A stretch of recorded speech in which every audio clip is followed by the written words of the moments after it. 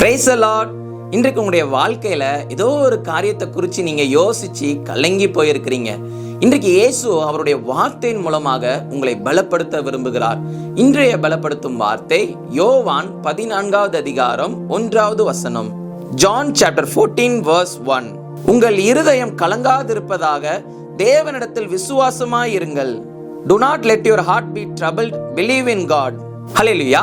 இன்றைக்கு வேத வசனம் சொல்கிறது உங்களுடைய இருதயம் கலங்காதிருப்பதாக. அநேக காரியங்களை குறித்து நீங்க கலங்கி போயிருக்கிறீங்க.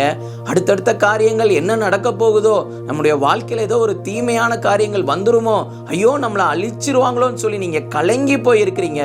அநேக காரியங்களை யோசிச்சு கலங்கி போயிருக்கிறீங்க. கர்த்தர் இன்னைக்கு உங்களோட பேச விரும்புகிறார். மகனே மகளே, எதை குறிச்சும் நீ கலங்காத, நான் உன்னோட கூட இருக்கிறேன். என் மேல நீ விசுவாசமாய் இரு.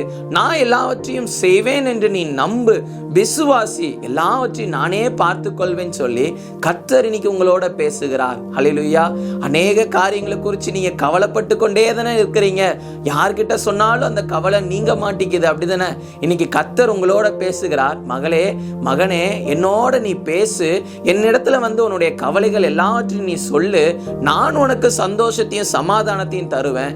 என்னை நம்பு, என்னை விசுவாசி. நான் அந்த பிரச்சனையில உனக்கு சரியான தீர்வை நான் உனக்கு தருவேன். உன் மேல இருக்கிற நியாயத்தை நான் வெளிப்படுத்துவேன். நீ உண்மையுள்ள ஒரு வாழ்க்கை வாழ்றேன்னு சொல்லி எல்லாரும் அதை புரிந்து கொள்வாங்கன்னு சொல்லி இன்னைக்கு கர்த்தர் உங்களோட பேசுகிறார். ஹல்லேலூயா. அநேக மனுஷங்க, சுத்தி இருக்கிற மனுஷங்க பேசுகிற வார்த்தைகள் உங்களை கலங்க பண்ணுது. அதனால நீங்க கவலையோட இருக்கிறீங்க. அநேக நாட்கள் துக்கத்தோட இருக்கிறீங்க. கர்த்தர் சொல்லுகிறார், என்னிடத்துல நீ விசுவாசமாயிரு, என்னை நம்பு, நான் காரியத்தை நான் மாற்றுவேன். ஜெயமுள்ள ஒரு வாழ்க்கையை வாழ நான் உனக்கு உதவி செய்வேன்னு சொல்லி கர்த்தர் உங்களுக்கு வாக்கு பண்ணுகிறார். அவரிடத்துல விசுவாசமாயிருங்க, அவரை நம்புங்க, அவர் எல்லாவற்றையும் பார்த்து கொள்வார். சோர்ந்து போகாதீங்க.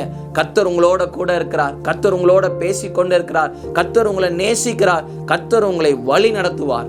அதனால கவலையோட நீங்க இனி இல்லாம சந்தோஷமா இருங்க. கர்த்தர் எல்லாவற்றையும் பார்த்து கொள்வார். நாம எல்லாரும் கண்களை மூடி ஜெபிக்கலாம். எங்களை நேசிக்கிற நல்ல தகப்பனே, கர்த்தாவே, பிள்ளைங்க இந்த நாள் ஆண்டவரே இயேசப்பா கலங்கி போயிருக்கிறாங்க, சோர்ந்து போயிருக்கிறாங்க.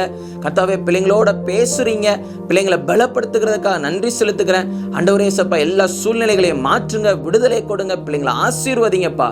ஒரு ஜெயமுள்ள வாழ்க்கை வாழ உதவி செய்யுங்க. இயேசுவின் மூலம் ஜெபிக்கிறோம் பிதாவே. ஆமேன், ஆமேன், ஆமேன். எதை குறித்து யோசிச்சு கவலைப்படாதீங்க, கலங்கி போகாதீங்க. தேவனை நம்புங்க, தேவனை விசுவாசிங்க. அவர் எல்லாவற்றையும் பார்த்து கொள்வார். காரியங்களை ஜெயமாக மாற்றி தருவார். அவர் நிச்சயம் உங்களை வேலையெடுத்து பாதுகாப்பார், உங்களை வழி நடத்துவார். God bless you. Have a joyful day.